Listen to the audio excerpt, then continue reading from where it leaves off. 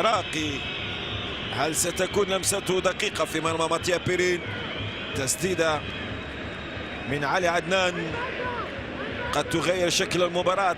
الدولي العراقي قد يمضي هدف الشوط الأول، هدف دينيزي. بيانكونيري ينتظرون علي عدنان، تسديدة جول جول.